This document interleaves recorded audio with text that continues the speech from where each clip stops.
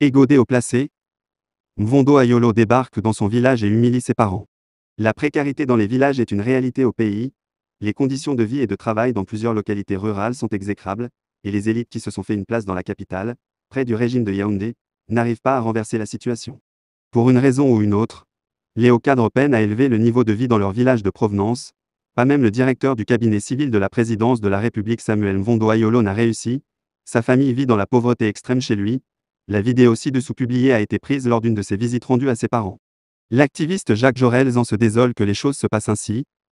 Samuel Mvondo Ayolo, le très puissant directeur du cabinet civil dans sa famille du village, vous-même voyez dans quel milieu et environnement vit sa propre famille au village avec tout le pouvoir et les milliards qu'il a. Au tribaliste Bamileke qui aime tant dire que les Bulus ont le pouvoir ou sont propriétaires du pays, quand vous voyez ses parents, vous pensez toujours que les Bulus ont effectivement le pouvoir. Quand je vous dis que les villages au sud c'est la magie du sous-développement après 40 ans de pouvoir et que le sud est l'une des régions sinon peut-être la région la plus enclavée du Cameroun, vous pensez que c'est la blague. Il y a des endroits au sud où les autochtones ne connaissent pas ce qu'on appelle courant ou route, je vous le redis, ceux qui détiennent le pouvoir réellement sont un groupuscule d'individus de différentes tribus du Cameroun. Le peuple Bulu, le vrai peuple du bas peuple là est le peuple le plus lésé du renouveau.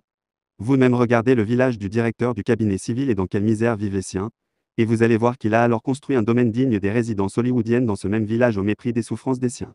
Si donc ils sont incapables de faire évoluer leurs propres frères, sœurs du village, ils sont incapables de développer leur région natale, c'est construire et développer le Cameroun tout entier et aider les Camerounais qu'ils feront.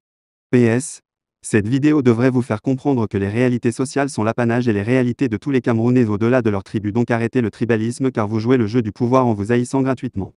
La seule différence entre les élites d'ailleurs, par exemple ceux de l'Ouest et les élites Bulus, c'est qu'au moins les élites Bamileke malgré leur sardinisme développent leur région. Les élites Ekans sont foncièrement méchants avec les leurs et malheureusement le peuple Ekan accepte ça et ceux-là même de ce peuple qui essaie de se révolter face à cette situation sont souvent détruits, c'est cela le plus terrible et triste.